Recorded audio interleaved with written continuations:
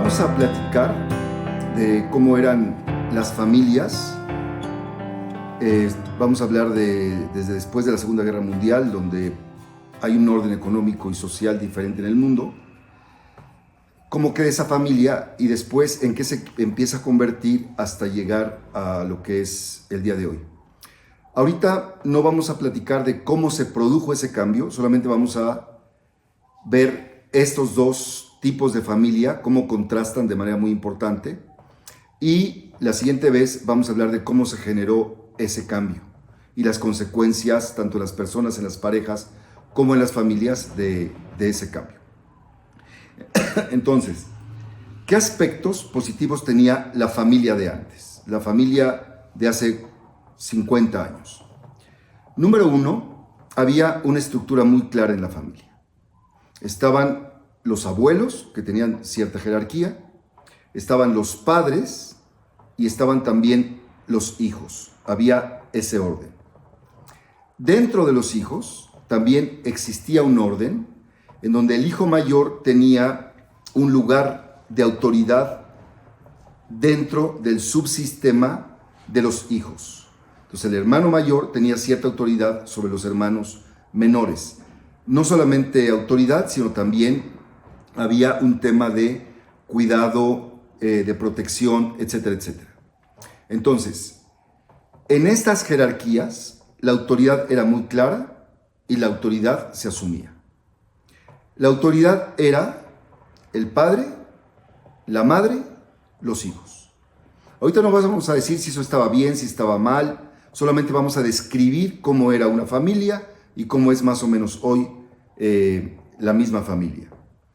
Entonces, la jerarquía era muy clara y la autoridad era muy clara. Esto, que hubiera toda esta claridad, hacía incluso que los niños de cada familia tuvieran muy claro su futuro. No había muchos lugares hacia dónde ir. Ya sabían los chiquitos que iban a ser plomeros o que iban a ser abogados, como que tenían ya una idea por esta estructura de qué iba a pasar con la vida de cada uno. Cada niño se sentía seguro de qué iba a pasar con su propia vida. Ciertamente había más ignorancia sobre las cuestiones de educación, sobre las cosas de psicología o de pedagogía, pero había en general una buena crianza. O sea, los papás estaban cerca de los niños y estaban siempre preocupados por la crianza, y eso hacía que hubiera una buena crianza. Había esta preocupación por eso. La madre se dedicaba mucho a contener todo lo que pasaba en la vida diaria en la familia y daba atención a todas las cosas de la casa. Las funciones estaban muy bien definidas y en general la función del padre era salir a trabajar y traer dinero. Es importante tener claro que si estamos hablando de la época de los años 60, por ejemplo, era suficiente que el padre trabajara y con ese salario él podía mantener a él mismo, a su esposa y a 8 hijos. Y esto ayudaba a que la mamá estuviera a cargo de todas las cosas de la casa. Es decir, el salario, no importa si era profesionista o no, alcanzaba para familias grandes. Esto ayudaba a que las mamás conocieran a las mamás de los otros niños, tanto a las vecinas con quienes mis hijos jugaban, como a las otras mamás de mis hijos de la escuela. Había una cierta convivencia, había una plática, se podían hasta reunir en alguna casa, es decir, había un conocimiento muy grande del entorno social en el que el hijo se estaba desarrollando. Los ojos de mamá estaban absolutamente en todos lados. Estaban en las idas a los médicos, en las agendas y los calendarios, en las clases que tenían que asistir extras, en la tarde, en la limpieza, en la comida, en la ropa. No sé cómo le hacían, pero las mamás estaban siempre al pendiente de absolutamente todo lo que pasaba con los hijos, con el marido y con ellas mismas. Y a veces con los padres de ella o los padres del marido. Entonces las mamás eran unas super señoras, unas super mujeres que estaban pendientes de todo, sabían todo, estaban muy metidas en el tema de la familia. Otra cosa muy importante es que en la familia de antes se buscaba mucho la vida espiritual. Se buscaba que hubiera una vida espiritual en la pareja, en los hijos, que los hijos tuvieran un guía espiritual, una guía espiritual. Y entonces era común que se juntara la familia para que en la noche se pusieran en contacto con Dios, pidieran protección, dieran gracias. Y todo esto generaba también una idea en la familia de cuidado, de protección de Dios sobre toda la familia y sobre los hijos en cada actividad que tenía cada uno. Otra cosa relevante es la figura paterna. Realmente no era una figura presente emocionalmente. A veces sí estaba presente en casa, pero no era muy presente emocionalmente. Pero como estamos hablando ahorita de lo bueno de este modelo familiar, ¿qué es lo que pasaba? La madre, además de todo lo que hacía, generaba una identidad del padre para sus hijos. Les decía mucho a sus hijos quién es su padre. Le daba una autoridad al padre y les decía, ya verás cuando venga tu papá.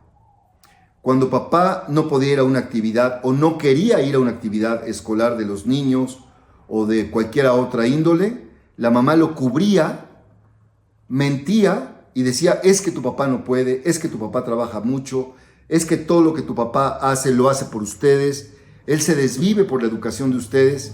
Y entonces la mamá siempre justificaba cualquier acto del padre, incluso si había un problema de alcohol o había un problema de cualquier otra índole, mamá cubría para que la imagen del padre quedara intacta.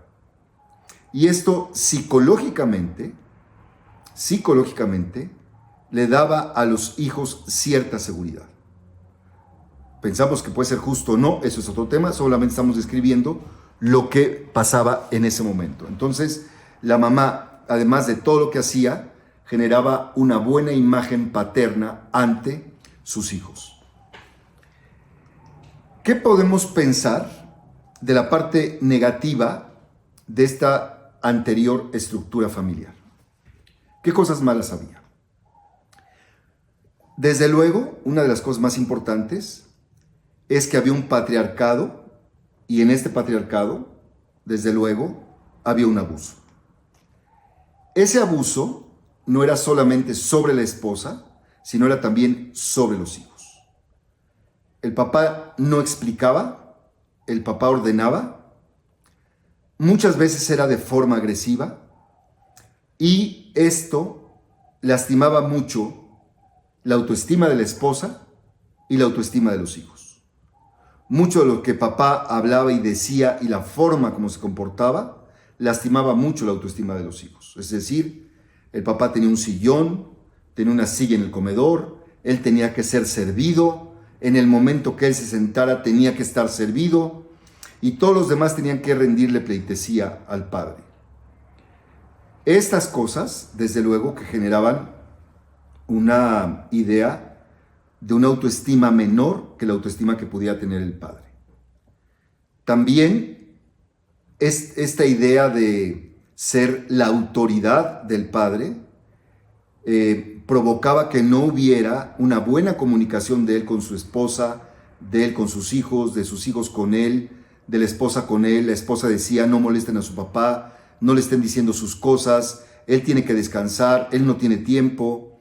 Y la misma mujer reprimía el hablar, el cómo se sentía, el qué pensaba, el qué opinaba, porque se podía molestar el esposo. De hecho, era limitado lo que podía hablar en las familias extensas, no podía hablar con libertad de lo que pensaba de ningún tema y había muchas cosas que tenía que callar.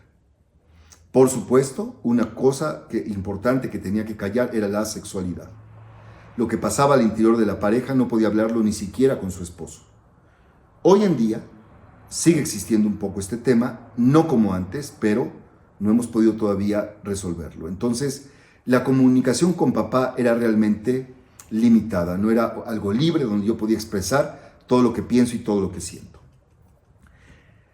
Y en general, cuando estudiamos psicología en estos años, yo no estudié en los 60, estudié después, pero desde que se estudiaba en estos años y décadas después, teníamos una frase muy importante que describía mucho cómo era la figura paterna en la familia. Esta frase dice: no es necesario que el padre falte para que falte. Es decir, lo que veíamos en el consultorio es que el papá estaba en casa, pero como padre no transmitía absolutamente nada a los hijos. Estamos hablando de cosas positivas que los ayudaran a crecer, a desarrollarse emocionalmente. Estaba el monigote en el sillón, viendo noticias, leyendo el periódico, pero en el vínculo con los hijos, él no estaba. Y entonces fue una frase que marcó mucho toda la psicología de todo el milenio, la última parte del milenio anterior. No es necesario que el padre falte para que falte. Es decir, ahí estaba el Señor, pero había una gran ausencia paterna.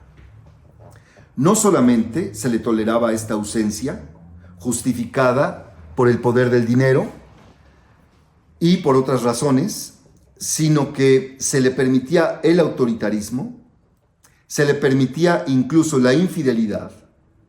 Si la esposa sabía de alguna infidelidad, la callaba. Si la iba a hablar con su madre lo que le decía es hombre, hija, es hombre, así son los hombres, entiéndelo.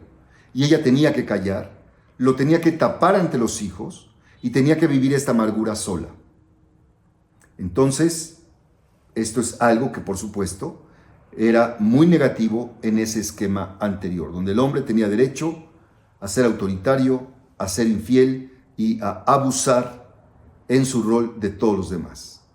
Todos tenían que hacerle todo, él no hacía absolutamente nada en casa porque cumplía con la función de traer el dinero. Y desde luego, otra cosa muy importante es que estaba prohibido el desarrollo de la mujer. La mujer casi no podía estudiar, no podía trabajar, porque si no iba a afectar su rol en el hogar. Y una forma de control sobre esto era que estuviera embarazada. Y entonces, por supuesto que desde el punto de vista social se apreciaban las familias grandes. Desde el punto de vista religioso se aplaudían las familias grandes. Y entonces la mujer vivía constantemente embarazada. Pasaba muchos años de su matrimonio embarazada. Muchas mujeres, si tenían 30 años de casadas, habían pasado 10 años o más embarazadas porque también había más abortos, etcétera, etcétera.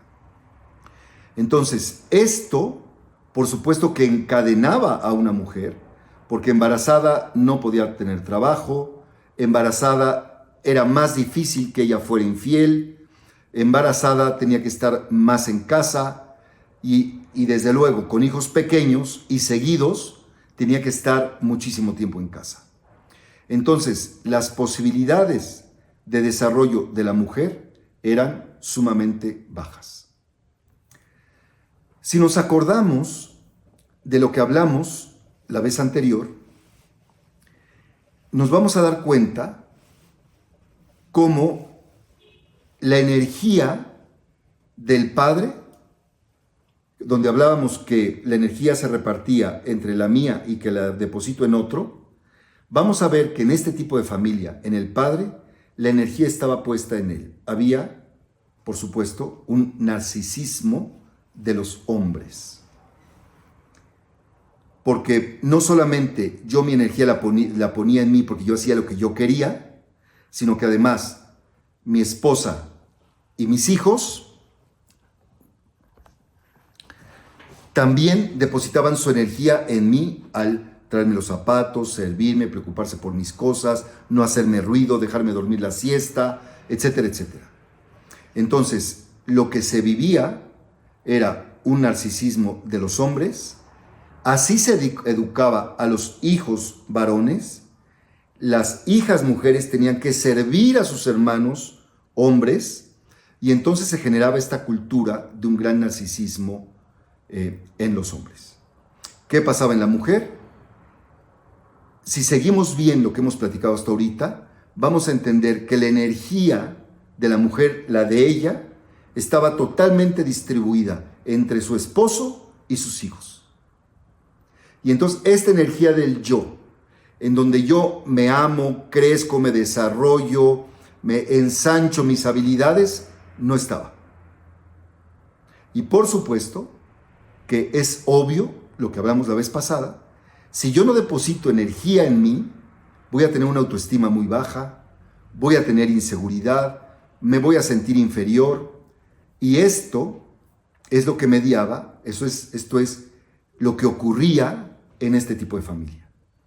Y las hijas que veían cómo la madre distribuía así la energía y estaban siendo educadas de una misma forma, ya no tendrían opción, iban a repetir el patrón. Es claro que esta estructura familiar tenía que cambiar. Era injusta, no había un equilibrio, no era posible que los seres humanos siguiéramos con una estructura de este tipo. La estructura familiar empezó a cambiar a principios de los años 60, después de la Segunda Guerra Mundial, en donde algunas mujeres empezaron a luchar por votar, se empezaron a generar movimientos feministas, no uno sino varios, que se fueron agarrando de otros movimientos para poder tener voz, para hacer sentir su voz. Entonces agarraban a veces de los obreros, a veces de los negros, pero ahí iban luchando en diferentes partes del mundo por tratar primero de votar, después de ser votadas, de que se les permitiera trabajar, etcétera, etcétera. Y todo eso era difícil, era complicado y generó toda una problemática. ¿Qué fue lo que provocó que sí pudiera generarse este cambio? ¿Qué pasó con este cambio? ¿Qué nos trajo de bueno o qué nos trajo de malo? Eso es justo lo que veremos en nuestro próximo video. Muchas gracias.